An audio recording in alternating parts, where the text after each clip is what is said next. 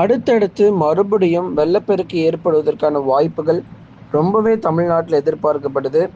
ஏற்கனவே கடந்த நாட்கள் முழுவதுமாக நிறைய பகுதிகளில் கனமழை பொறுத்த வரைக்கும் மிக தீவிரமாக பதிவானதை பார்த்தோம். இனி வரும் நாட்களிலும் இதே போலவே மழை பொழிவுகள் அதிகரித்து காணப்படுமா அப்படின்னா, எப்படி டெல்டா மாவட்டங்கள் மற்றும் தென் மாவட்டத்தில் 15 சென்டிமீட்டர் 20 சென்டிமீட்டர் ஒரு சில பகுதிகளில் 20க்கும் மேற்பட்ட சென்டிமீட்டர் மழை பொழிவு பதிவாச்சோ, அதே மாதிரி அடுத்து வரக்கூடிய நாட்களிலும் கடலோர மாவட்டங்கள் முழுவதுமாகவே கனமழையானது ரொம்ப தீவிரமாக பதிவாகும். எந்தெந்த தேதிகளில் கனமழை அதிகரிக்கும் அப்படிங்கிற தகவல் நம்ம ஏற்கனவே கொடுத்திருந்தோம். பெரும்பாலான மாவட்டத்தில் கனமழையும், ஒரு சில இடங்களில் மிக கனமழையும், ஓரிரு இடங்களில் அதி கனமழையும் அடுத்தடுத்து வரக்கூடிய இந்த நவம்பர் அடுத்த வாரத்தில் நல்ல ஒரு தீவிரமான மழை பொழிவு நம்ம எதிர்பார்க்கலாம். இடைவிடாத மழை பொழிவு தொடர்ந்து அதிகரிக்கும். எந்தெந்த பகுதிகளில் கனமழை இருக்கும் அப்படிங்கிறத நம்ம எல்லாருமே சொல்லியிருந்தோம். தீவிரமான மழை ஒரு பக்கம் அதிகரிக்கும். எல்லா நாட்களுமே கனமழைக்கான வாய்ப்புகள் இனி வரும் நாட்களில் இருக்குது. அது மட்டும் கிடையாது, அடுத்த வாரம் முழுவதுமாகவே நல்ல ஒரு தீவிர மழை இருக்கும். வரக்கூடிய திங்கட்கிழமை முதல் அடுத்து வரக்கூடிய சனிக்கிழமை வரைக்கும் இந்த 7 நாட்களும் நல்ல ஒரு சிறப்பான மழை பொழிவு அப்படிங்கிறது கடலோர மாவட்டத்தில் எதிர்பாருங்க. ஆரம்பத்தில் மிதமான மழையும் கனமழையாகவே இருக்கும். அதுக்கப்புறம் படிப்படியாக பலத்த மழை அப்படிங்கிறது பெய்ய ஆரம்பிச்சிடும். ஆகவே தமிழ்நாட்டில் அடுத்து வரும் நாட்களுக்கு தொடர் வெள்ளப்பெருக்கு ஏற்படுவதற்கான வாய்ப்புகள் அதிகமாக இருக்கிறது. முதலாவதாக நம்ம பார்க்கக்கூடியது வட தமிழக கடலோர மாவட்டங்கள். நவம்பர் 26 முதல் 28 வரை கடும் கனமழை மற்றும் வெள்ளப்பெருக்கு ஏற்படுமான்னு சொல்லி கேட்டிருந்தீங்க. முதலாவதாக கடும் கனமழை அப்படிங்கிறது ரொம்ப தீவிரமாக இருக்கும். 26 முதல் 28 வரைக்கும் இந்த 3 நாட்கள் தான் அதிகபட்ச மழை பொழிவாக இருக்க போகுது தமிழ்நாட்டில். இதுவரைக்கும் நம்ம நிறைய மாவட்டங்கள் நம்ம பார்த்தோம். 20 சென்டிமீட்டர் 30 சென்டிமீட்டர்னு இந்த நவம்பர் 26 முதல் 28 வரை பெய்யக்கூடிய மழை அளவில் எடுத்து பார்க்கும் பொழுது இதை விட இன்னும் அதிகமான மழை பொழிவானது கண்டிப்பாக பதிவாயிருக்கும். ஆகவே நவம்பர் 24ஆம் தேதி அன்று நமக்கு அது தாழ்வு பகுதி அப்படிங்கிறதெல்லாம் செங்கல் புயலாக மாறுவதற்கான வாய்ப்பு இருக்கும். அப்புறம் 25 26 கிட்ட வரும் பொழுது மீண்டும் அது வலு குறைந்து தீவிரமான ஒரு மழை பொழிவை ஏற்படுத்தக்கூடியதாகவும் பார்க்கப்படுகிறது. தொடர்ந்து சென்னை பகுதிகள், அதுக்கப்புறம் கடலூர், நாகை என இந்த 3 பகுதிகளுக்குமே மிகச்சிறப்பான மழை பொழிவு ரொம்ப தீவிரமாக இருக்கும். ஆகவே வட தமிழக கடலோர மாவட்டத்தில் இருக்கக்கூடிய சென்னை, திருவள்ளூர், காஞ்சிபுரம், செங்கல்பட்டு, விழுப்புரம், கடலூர், புதுச்சேரி மற்றும் காரைக்கால் என அனைத்து பகுதிகளுக்கும் கனமழை ரொம்பவே தீவிரமாக பதிவாகும். டெல்டா மற்றும் தென் மாவட்டங்களில் இப்போ கொஞ்சம் மழை குறைஞ்சிருக்கிறத நம்ம பார்க்குறோம். டெல்டா மாவட்டங்கள் நவம்பர் இறுதி வரை தொடர் கனமழைங்கிறது தீவிரமாக வாய்ப்பு. ஓரிரு நாட்கள் நமக்கு மழை குறைகிறத பார்த்துட்டு அவ்வளோதான் மழை முடிஞ்சிருச்சுன்னு நினைக்காதீங்க.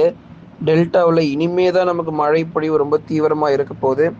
தஞ்சை, திருவாரூர், நாகை, அரியலூர், பெரம்பலூர், திருச்சி, புதுக்கோட்டை, மயிலாடுதுறை இந்த மாவட்டங்கள் எல்லாமே நவம்பர் 25ஆம் தேதி இரவிலிருந்து நவம்பர் 28ஆம் தேதி காலை வரைக்கும் இடைவிடாமல் மழை பொழிவு கொட்டி தீர்க்கும்.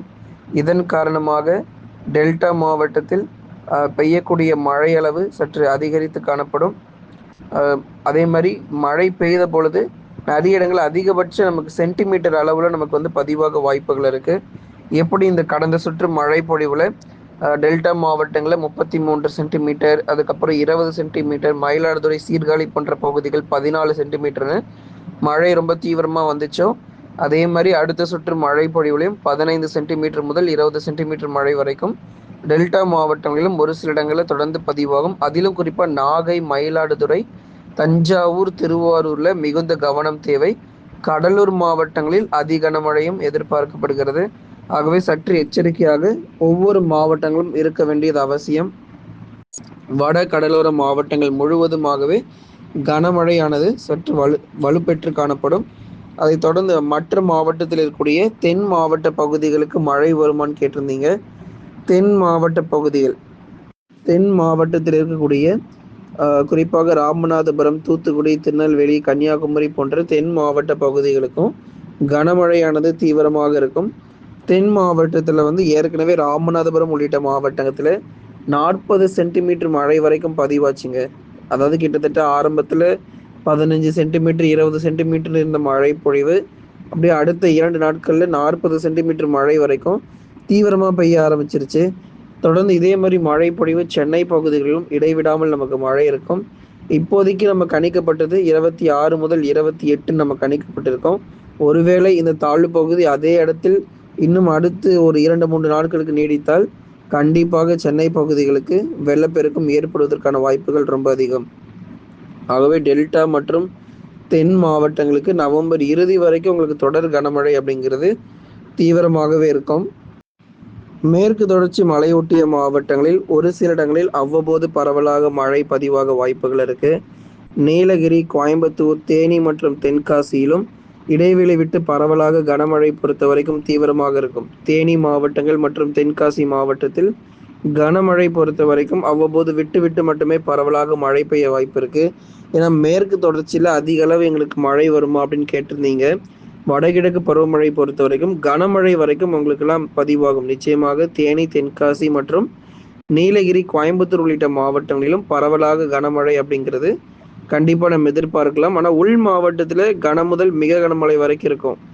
நவம்பர் 26 முதல் 28 வரை வேலூர், திருப்பத்தூர், ராணிப்பேட்டை, திருவண்ணாமலை, சேலம், நாமக்கல், கரூர், திருப்பூர் மற்றும் ஈரோடு உள்ளிட்ட மாவட்டங்களிலும் இடைவிடாத மழை பொழிவுகள் தொடர்ந்து நம்ம எதிர்பார்க்கலாம். நவம்பர் 25க்கு பிறகு உள் மாவட்டங்களிலும் மிக கனமழையானது தீவிரமாக இருக்கும். அதி கனமழை பொறுத்த வரைக்கும் கடலோர மாவட்டத்திலும், முதல் மிக கனமழை பொறுத்தவரை உள் மாவட்டங்களிலும் கண்டிப்பாக இருக்கும். இந்த திருவண்ணாமலை மாவட்டங்கள், வேலூர், திருப்பத்தூர், ராணிப்பேட்டை அடிக்கடி கேட்டுக்கொண்டே இருக்கிறீங்க மழை எப்போ வரும் அப்படின்னு சொல்லிட்டு. ஏன்னா மழையே இல்லாம பனிப்பொழிவாவே இருக்கு எங்களுக்கு, ரொம்ப நாள் ஆச்சு மழையை பார்த்து அப்படின்னு சொல்லி நிறைய பேர் திருவண்ணாமலை மற்றும் வேலூர், திருப்பத்தூர், ராணிப்பேட்டை, கிருஷ்ணகிரி, தருமபுரியிலேருந்து அதிகமான பேர் நீங்க தெரியப்படுத்துறீங்க. ஆகவே உங்களுக்கு மழை பொழிவுகள் வருகிற நாட்கள் தான் உங்களுக்கு பதில் சொல்லும். இந்த தாழ்வு பகுதி தமிழ்நாட்டு கடற்கரை ஒட்டி நம்ம நெருங்கி வரும் பொழுதுதான் இந்த மழையினுடைய தீவிரம் அப்படிங்கிறது உள் மாவட்டங்கள் அதிகரிக்கும். முதல்ல கடலோர மாவட்டங்கள்ல மிக கனமழை முதல் அதி கனமழை பதிவாகிட்டு அப்படியே உள் மாவட்டங்களிலும் பரவலாக பலத்த மழை பொழிவு அப்படிங்கிறது எதிர்பார்க்கலாம். வங்கக்கடல் பகுதிகளில் இது ஒரு புயல் சின்னமாக உருவானாலும் கடற்கரை ஒட்டி நெருங்கும் பொழுது இதோடைய வேகத்தன்மை அப்படிங்கிறது ஏற்கனவே குறைஞ்சிரும் நம்ம சொல்லியிருக்கிறோம். அதாவது குறிப்பாக 80 கிலோமீட்டர் வேகம் வரைக்கும் அதிகபட்சமாக காற்று பகுதிகள் வீசலாம் அப்படின்னு எதிர்பார்க்கப்படுது.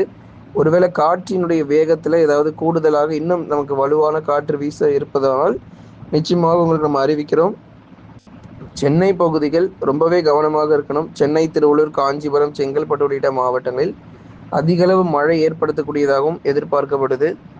தொடர்ந்து மேற்கு தொடர்ச்சி மலையொட்டிய மாவட்டங்கள் மட்டுமல்லாமல் விட்டு விட்டு அந்த பகுதிகளில் கனமழை இருக்கும். நீலகிரி, கோயம்புத்தூர், தேனி, தென்காசியில் விட்டு விட்டு கனமழை மட்டுமே நம்ம வருகிற நாட்கள் எதிர்பார்க்கப்படுது. 25க்கு அப்புறம் எதிர்பாருங்க. மேற்கு தொடர்ச்சியில் 26 முதல் 28 வரைக்கும் இந்த தேதிகளுக்குள்ள எதிர்பாருங்க. அதுக்கப்புறம் இந்த ஃபெங்கல் புயல் பொறுத்த வரைக்கும் கிட்ட நெருங்கும் பொழுது அதோடைய தீவிரத்தன்மை குறைந்து ஒரு ஆழ்ந்த காற்றழுத்த தாழ்வு மண்டலமாக கரையை கடப்பதற்கான வாய்ப்புகள் ரொம்பவே அதிகம். தொடர்ந்து ஒவ்வொரு நாளும் நீங்கள் வானிலை அறிக்கை கேட்டு பயன்பெற்றுக் கொள்ளுங்க. மறக்காமல் லைக் பண்ணுங்க, சப்ஸ்கிரைப் பண்ணி சப்போர்ட் பண்ணுங்க. மிக துல்லியமான வானிலை அறிக்கையும் பெற்றுக்கொள்ளுங்க. தொடர்ந்து உங்களுக்காகவே காலை மற்றும் மாலை நேரங்களிலும் வானிலை அறிவிப்புகள் அறிவிக்கப்பட்டு வருகிறது. இந்த புயலுடைய தீவிரத்தன்மை குறித்து ஒவ்வொரு நாளும் கணிக்கப்பட்டு வருகிறது. கண்டிப்பாக இது ஒரு நல்ல ஒரு தீவிர மழை தமிழ்நாட்டில் ஏற்படுத்தும். எல்லாருமே சப்ஸ்கிரைப் பண்ணி சப்போர்ட் பண்ணுங்க. துல்லியமான வானிலை அறிக்கையும் பெற்றுக்கொள்ளுங்க.